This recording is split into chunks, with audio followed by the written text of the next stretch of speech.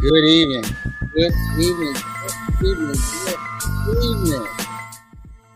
Welcome to another live edition of Legend from the Past.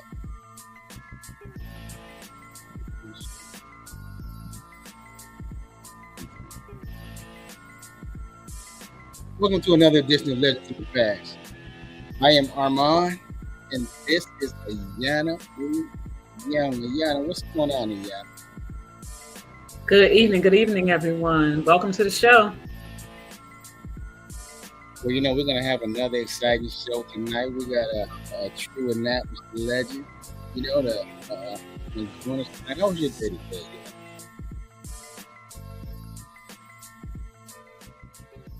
I had a pretty good day. I mean, the wind is really whipping out there, but other than that, I mean, it's been a great day. No complaints at all. Awesome. Before we get started, I want to talk briefly a little bit about what's going to take place tomorrow in the protest that we're going to have at the Naval Academy. So tomorrow, the Naval Academy at the gate number 1, we're going to protest pretty much DEI and how they remove our books from the history of the Naval Academy. So this protest will take place at 10:30 a.m. tomorrow at gate 11. And as you can see in our flyer, the veterans don't like this, and we will not be silent. We got a lot to say about that tomorrow. So if you're around, come out, join us tomorrow, 10:30 at gate number 11 at the Naval Academy. See you tomorrow. And Armand, explain to the folks who is we? Like, who's protesting? The veterans, the Black Caucus. So, and clergy. Okay. So, come out, don't be bashful. Come out and help us protest against what's taking place with this administration and what they're doing with our history. They're removing our history. I don't want to talk about that, but it's unfortunate. Anyway, Yana, we're growing tremendously. It's going pretty good, and we're going to have a lot of fun things coming up, a lot of fun guests coming up in the near future. Let's begin with what we have tonight. You ready to bring them on? Let's bring them up. Coming to the stage, we have Archie Trader the third. Archie. Yes, sir. How you doing, sir? And welcome to the show. I'm good, man. How are you? And thank you for inviting me. I'm humbled and honored to be a participant on your show. It's well deserved, my brother. Well deserved. Your name has been thrown around so much, as being the GOAT point guard in Annapolis, So I had to bring you on, son. But let's get started. Yes, sir. Let's travel back down memory lane. Where were you born and raised? I was actually born in Fort Meade, Maryland, 1956. My family moved to Annapolis in 1961. We moved to College Creek Terrace. I attended Adams Park for 3 years during segregation. I was born to Mrs. Joanne Trader and Archie J. Trader II. My grandmother, who was the matriarch of the family, was Hattie Pendell Smith.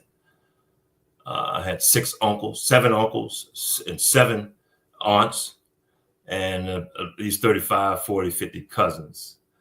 And imagine that much family in a small space, small city like Annapolis. Yes. Go ahead. Subsequently, we moved to Parole. I attended Parole Elementary School. And after that, we moved to Eastport, where, my former teenage years, I spent the time there, graduated from Eastport Elementary School, and I went to Annapolis Junior High, and then graduated from Annapolis High School in 1974. Okay. Now, while growing up, did you play any sports? That's all I did. I mean, that's not all I did, but that's primarily what I did. I was an athlete, a sportsman. I started playing competitive ball at the age of 8 years old. We would travel to the old Southern High School that looked like a castle.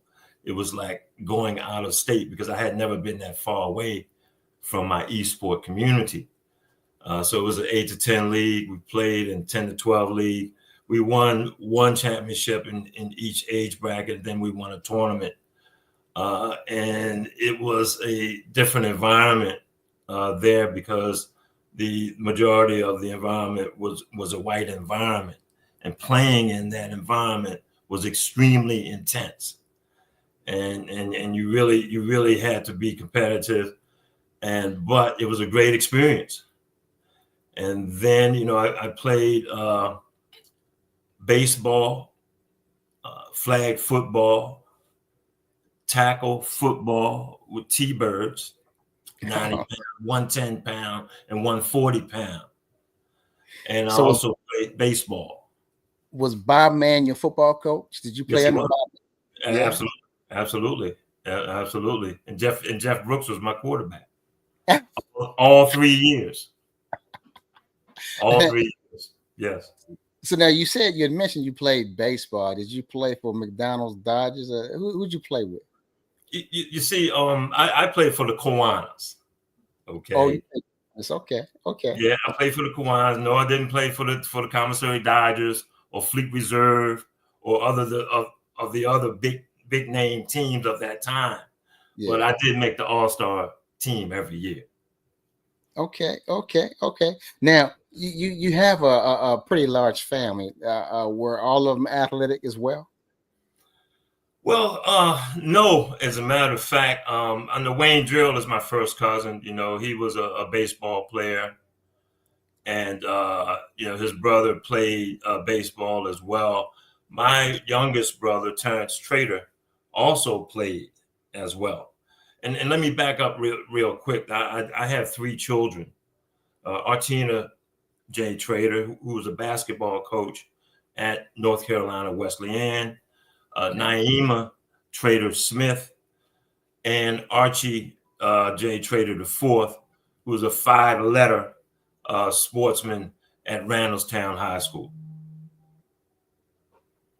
Awesome. Now, okay, after Annapolis High School, did you go to college?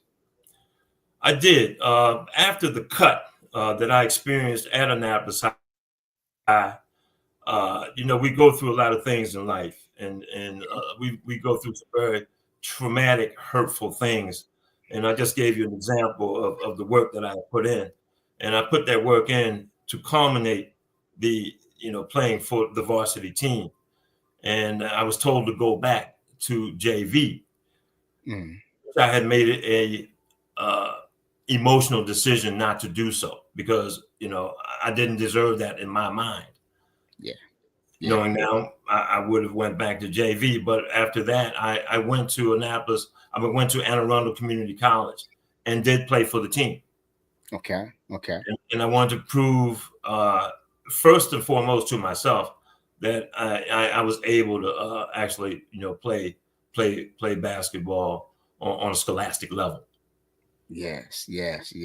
Well, I gotta say, welcome Jalinda Brown Williams to the show, and Kim Jones. And Kim Jones had a question for you. Oh, Kim, where did the nickname the Bunker come from? Oh man, it came from Paul Johnson. Paul Johnson did a lot. He coached our teams, the team that Norman Johnson and I played for in the Anne Arundel County Recreational League. The Archie Bunker show. Yeah. So he just started calling me Bunker, and that's how it came about. Okay.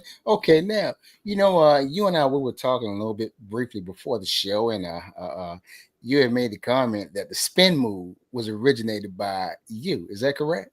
No, it wasn't originated by me. It was originated by Earl the Pearl Monroe. Okay. And I took it from Earl the Pearl Monroe and brought it to the Annapolis Recreation and Park Summer League. Man, that's awesome. That's awesome. Now, who did you play with? I played with Eastport. I stayed with my community. Do you wish that you had played with any other community, like No, small? no, not at all, because the league was a community basketball team league. And I acted accordingly. See, winning a championship was not that much of a priority for me in that league. Winning, yes, don't get me wrong. Yes, but I wanted to stay and represent my community. Keep in mind that we were the host of the league. Yeah. That was our court. And I lived a half a block from the court. Who are some of your most memorable opponents that you played against?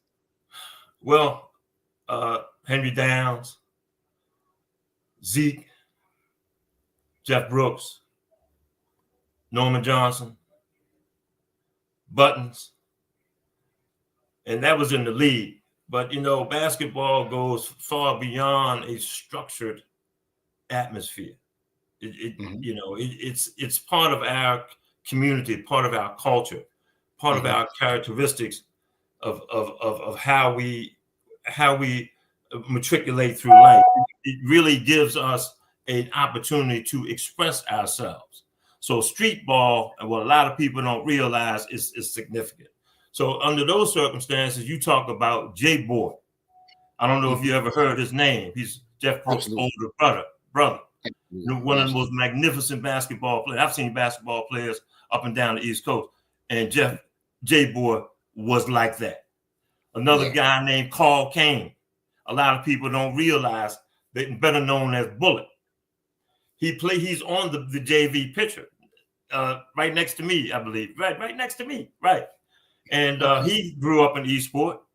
We would hook Sunday school. Our mother would give us a little change, go to Sunday school. We take the breakaway tie off. We go up on the court. We playing the whole time. We running up and down the court, 1-on-1, whole court. That kind of stuff. And he sort of gave me all the work I needed to make my game better. You see, and it was a guy named Steve Anderson, and from Browns Woods. Okay. The word was you have to keep your eye on him because he's going to bust you in the head with the ball. That's the way he was.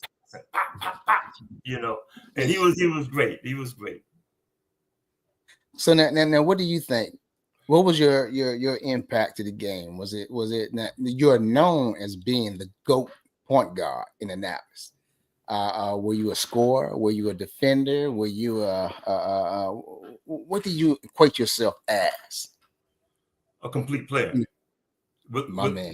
A complete player because basketball is the only team sport, correct me if I'm wrong, that everyone on the team plays both defense and offense.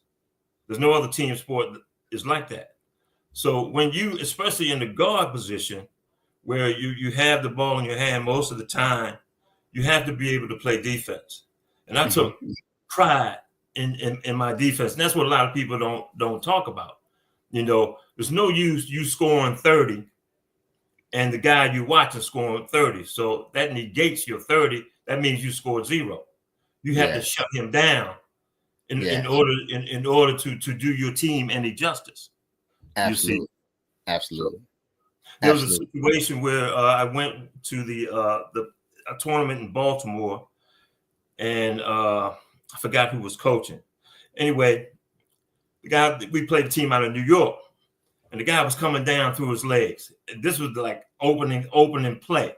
Bah, bah, bah, bah. I said, "Oh my God!" to myself, I had never seen it before.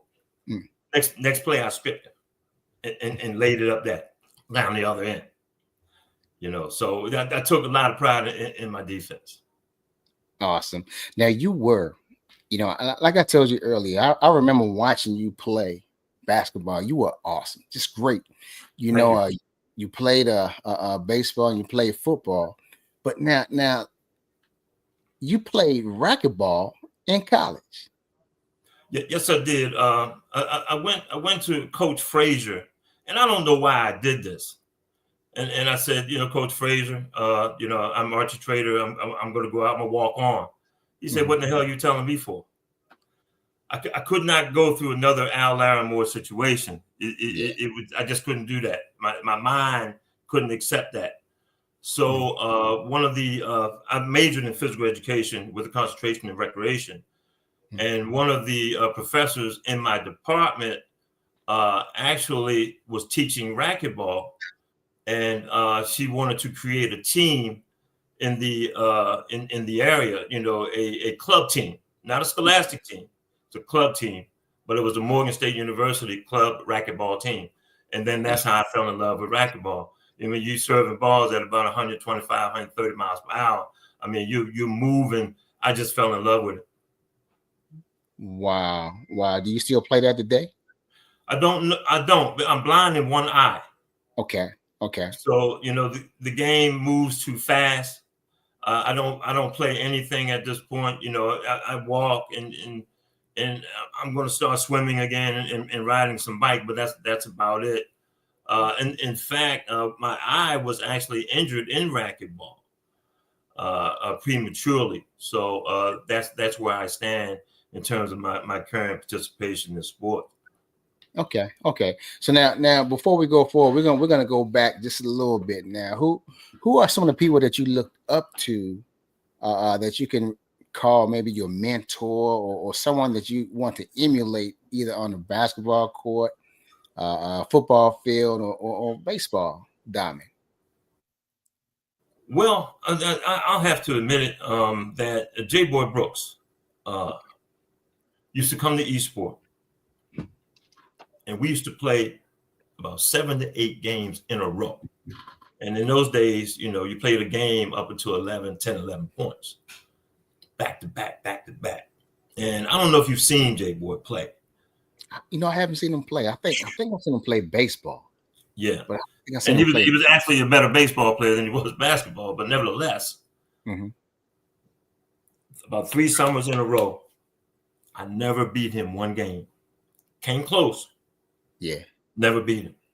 He would go back to his brother. Said, "You can't handle Archie Trader." And I don't have to tell you what Jeff said.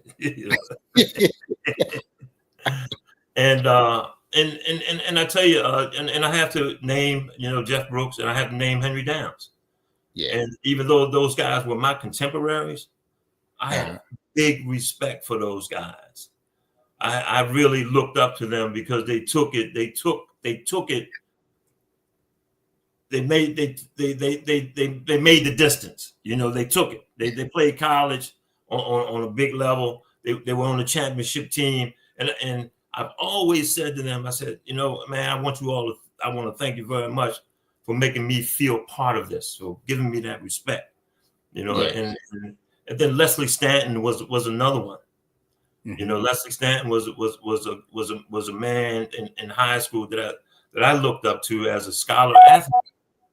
A scholar athlete, because one of the things that I had secured in my mind very early, and Leslie had a lot to do with that.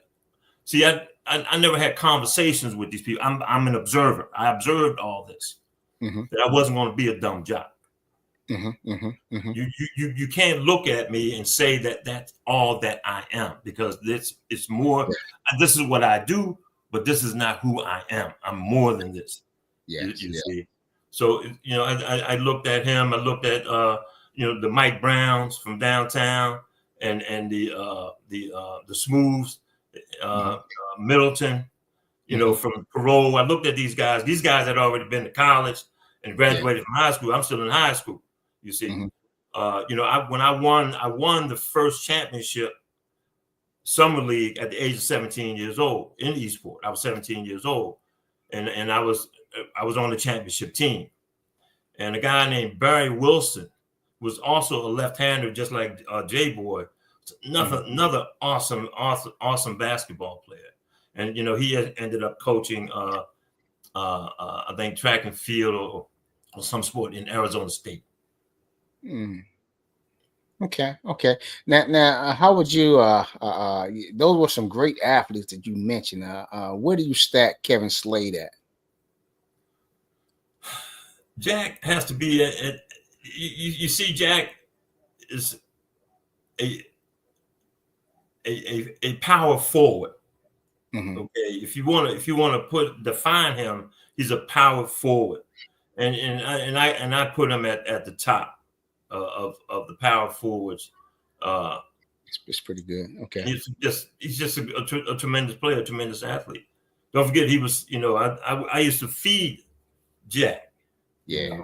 Used to feed him, and I knew where he wanted it. Two or three steps from the block. That's where he wanted. Turn and go back. It was pretty simple. He was very, very not that complicated type of player. Power player, physical player. And he got the job done. Absolutely. Now, talk a little bit about the big rivalry between Bates and Annapolis Junior High School. What do you remember about that rivalry? Well, you see, in my career, I just ran into just so many obstacles, and that happens to some people, and I happen to be one of those people. Gotcha. People came to see us, and when we wanted to, when it came time to play Bates, I was put off the team. Okay. Henry Downs was put off the team. Gene Galloway. And by the way, Gene Galloway is someone that I needed to mention because he was dunking vertically at 13. What? And yes, and we played on junior high. Carl Kane was on that team. Bullet, he was on that team as well. Long story short, we were playing in the Downtown Recreation League, mm-hmm. and we dominated that league. We won 2 championships there. But unbeknownst to us, that there was a rule that the Anne Arundel County Public Schools had, whereby there was only a certain amount of players that could play recreational ball and scholastic ball simultaneously. Somebody went back and told mm-hmm. that we were down there and the number of players that we had, then we couldn't play. Channel 13 was there, our games were more interesting to the public than the high school team, Annapolis High, at that particular time and moment.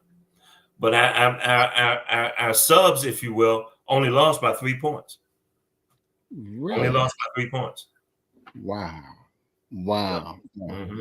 Mm-hmm. So did you ever think about maybe coaching?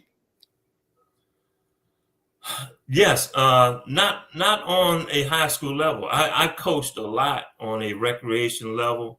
As you know, I was the Stanton Center manager for 10 consecutive years. Yes. I coached teams under those conditions. And I just enjoy that because that's how I got started, mm-hmm. and I teaching young children and young teenagers the game fundamentally, and I think it's real important because that's where it all starts. That's how I got started. The Mr. Galloway's, that came, and took us under his wing. We were Boy Scouts, Cub Scouts, and we played sports as well.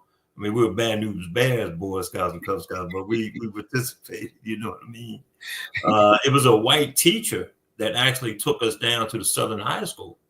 And I forgot his name, for the 8 to 10 and 10 to 12 league. So, that's where it all started. And you can't realize how you can affect children and young people. Yes. And give them that spark, because all they need is a spark, and they can do the rest with their minds. That's so true. So true. Okay. Now in 2002 and 2003, you held position of National Youth Sports Program Activities Director at Morgan State University. Let's talk a little bit about that. What was that, and how did you come about obtaining that? Well, I had just graduated. you see, sometimes life deals us certain cards, and we got to play it the best way we can. But when you have a certain goal in your mind, certain objective, you can always come back to that in spite of those obstacles. So here it was. I'm sitting in the chairman's department chair's office, and the job opportunity came up, and they said, Archie, you want this job? And I said, yeah, I'll take it. But I was also a correctional officer at the same time, okay, because I didn't retire as a correctional officer until 2003. So I was working on a night shift, and I would go to the National Youth Sports Program, and it was the National Youth Sports Program was a program from the federal government, and it was at over 116 colleges and junior colleges through the nation. Now you had to have a swimming program, so you had to have a swimming pool, and it was actually a sports summer camp fundamentally.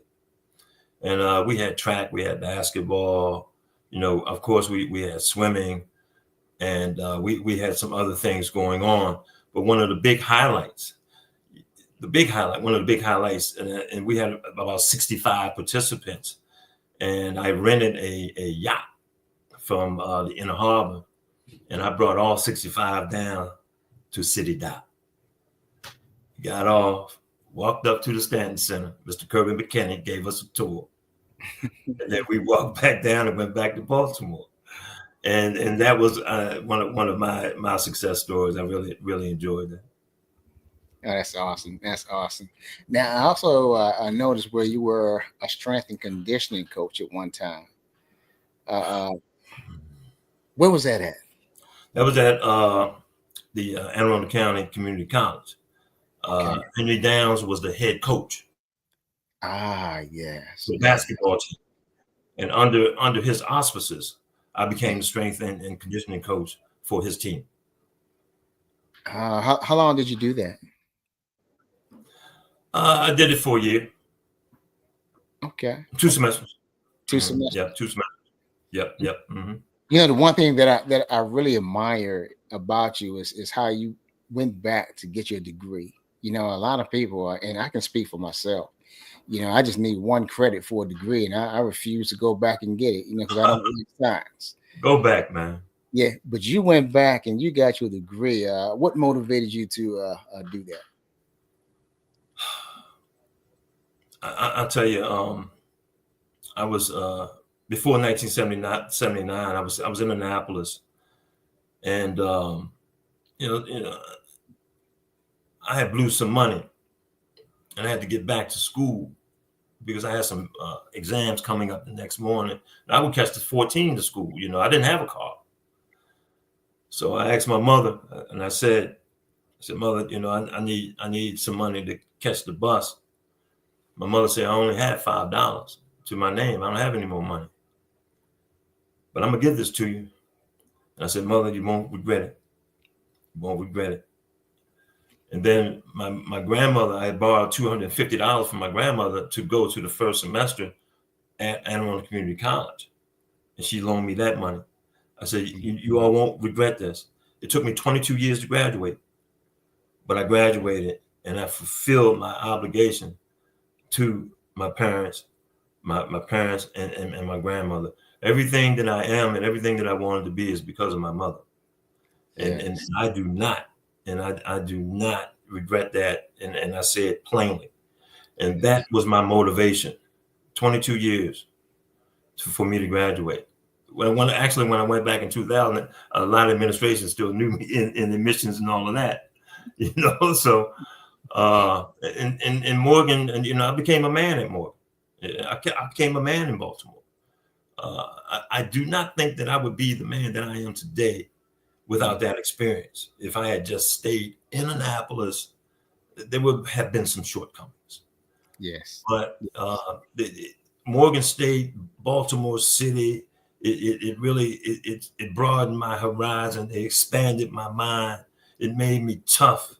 I could face adversity, mm-hmm. and then face it again, and then come back. And that has been my history And that's what I try to, give young people, and I try to give them that lessons, because it ain't over, just because you get hit and hard, you can come back. And that basically has been my life. That was going to be my next question to you. You have done some great things, and you're looked up to as a mentor. A lot of kids want to look up to you and quite possibly want to emulate you. How does it feel, or how do you take the role as being a mentor personally? Well, I take it with a responsibility. It's part of my responsibility as a man, and particularly an African American man, considering all of the adversities of slavery, of racism, and so on and so forth that we have been throughout history. So it is my responsibility to give back as best as I can. I'm gonna tell you a situation whereby I was going through some transition, just got divorced, car broke down. I'm at the Maryland House Correction working, and then a young man came to me, in which I was only 3 years older than this young man. And he came up to me and he said, Archie, man, we, and he used the word we. He said the word we always liked your style. We always liked how you carried it, man. We really looked up. I said, what the hell were you talking about? Why are you saying this, man? I'm only 3 years older than you. He said, man, you just don't know. You just don't know. And you know who that was? That was Sugar Boy Chew. Sugar Boy Chew. Okay. And I was just so humble, because you never know who's looking. Somebody looking, but you just don't know who and how. Absolutely. Now, you know what? This is how much of an impact that you had. Now, this brother right here, Doug Parker, GOAT, capital letters, GOAT. This is what you're doing, Archie. You are leaving a lasting impact on lives. You're touching lives. And you're giving people a drive to want to do more and accomplish their goals. You working where you work at and over a lot of kids, that's a heavy responsibility. And I can see you don't take that lightly. How long do you see yourself doing what you're doing? Until I'm physically not able. Mm-hmm. And I'm 68 years old right now. I have about 40 years of experience in supervision, management, administration in recreation. And right now I'm at the police department, working in the reentry department.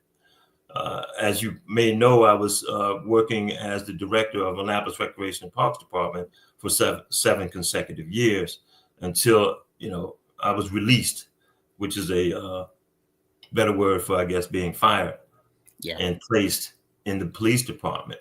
And my mind is open to the fact that I'll get back there one day, because see, right now I'm on the ropes, and I'm down a little bit in terms of recreation, because that's where I'm at. That's who I am. That's my love. That's how I affect people. And I'm the cause, and the effect is young people and children. It's a beautiful thing, man. When you walk down the street and somebody walks by, hey, Mr. Archie, what's up? What's going on? Remember me? Remember you taught me how to play basketball? And that just happened to me a few days ago. I mean, that's a great feeling, man. I hope people experience things like that. You got to be honest with you. You really look like you can still play some basketball, man. Do you get out there and shoot around a little bit now? I shoot foul shots sometimes, but if I had two eyes, I definitely could play.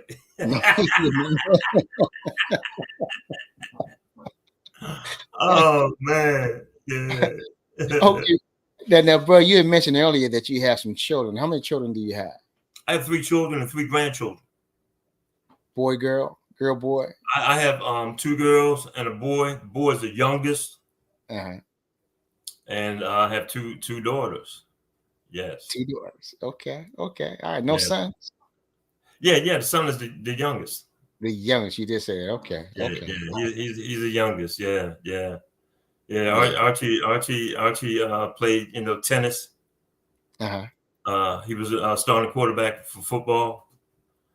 He played basketball, and he won the 4x100 state championship in track. 4x100.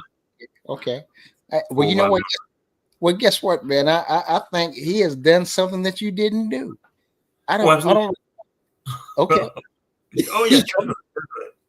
Well, isn't that what your children are supposed to do? Yes. That's the whole objective. To make them better than you, to be more successful than what you are. Absolutely. Yeah. That's yeah. You know, one of our guests, Orlando Michael, he says, "Thanks for opening the gym for Hope House." Mm-hmm. So, talk a little bit about the Hope House. The Hope House. The Hope House is a refresh my memory.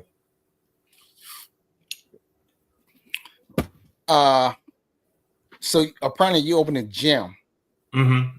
All right, you actually opened a gym for the Hope House. So and this was coming from one of the guests. Stanton's Community Center. Okay. Yeah. Stanton Community Center. You see, Rhonda Pendell Charles, who is the who is a city councilwoman now running for mayor. Mm-hmm. She said something to me that was quite profound. She said, one thing that I like about you, Archie, you don't have to sit there and convince you. You don't have to sit there and explain and persuade. Once you have it, it's done, because you know that it's beneficial and it needs to be done. And that's the way that I am. If you come to me, I don't care, if it has something to do with the gym, it has something to do with the facility, or however I can help you, I will get it done. That's beautiful. And the guy that asked that made that comment, his nickname is Lodi. Oh, Lodi, yeah, Lodi. Yeah, I know Lodi. Yeah. Uh-huh. So you know what I want you to do right now? Okay, what I want you to do is I want you to give us an encouraging nugget that you can tell everyone out there. Ones who had setbacks and felt like giving up. What would you say to that person that just feel like he just don't want to go any, or he or her don't want to go any further? Share some nuggets on encouraging, motivating. Know thyself. Understand in your mind who you are. Do not allow others or other status quo phenomenons to influence who you are. You make that decision. Yes, you're going to take some advice from people who you think or know is positive and mean you well, but do not allow yourself to become what others want you to become, or in this particular era of likes, hits, and what you wear, or who you run with, and all of that. Please be yourself. Find out who you are. And what you do is really not who you are. Find out who you are. Know your history. Know where you come from. And that's the biggest thing that in my mind that I can say, because it is your mind that controls, that decides what you do and what you don't do. Now, sometimes your mind, you have to fight your mind. Sometimes you have to not agree with your mind because your mind is telling you something that you know that you should not be doing. So these are the things that you have to have. You got to be right in the middle. You know, you can't be too far this way or too far that way. You can't be too far to the wrong. You can't be too far to the right, because even the right is going to change. Things change so much. So you really, and you have to educate yourself. You have to acquire skills. You know, do what you like. Do what makes you feel good.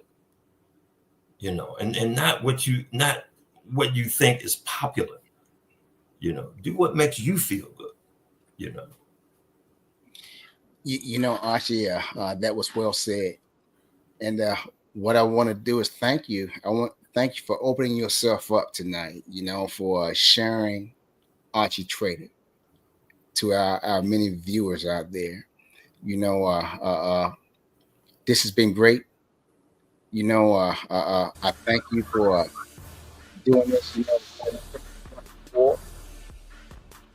You know, but we were able to do it this time. You're breaking up. Can you hear me? I can hear you now. Okay. You know, we tried this before, and we had problems, but we were able, you know, there's a time for everything. And this was a time to really introduce you and share your experience. And I really appreciate you for doing that. You know, I thank you very much. And to everyone out there that's been watching, you know, this has been really great. You know, I thank Archie for being a part of our show tonight. You know, every Wednesday we try to give you the best. You know, we are looking for sponsors. We're looking for people who want to donate. We're going to be giving away scholarships to 2 well-deserving student athletes next month, second Tuesday of May, at the Black Caucus meeting. We're going to be giving away 2 scholarships to 2 deserving students. This is what this show is all about. This show is about trying to give scholars to our students, trying to help interns. We have one who goes to Frostburg State, Deja Smith. Deja, come on, Deja. Deja Smith, you know, look, this is what we do. You know, we try to take care of our youth, and she does a great for us, a great job. You know, Wonderful. Archie, again, I just want to thank you for coming, and everybody out there, again, come back next week. Archie, do you have anything you want to say? One last word? Yes, I do. Once again, I'm very humbled and honored to be a part of the show. This show is a tremendous show. It's a necessary show, and it gives the city of Annapolis, in particularly, and I must say this, in particularly the African American community, a sense of information, history, and pride, because you know what you're doing is helping out people on a grassroots level, and giving them help whereby they may not be able to get it elsewhere.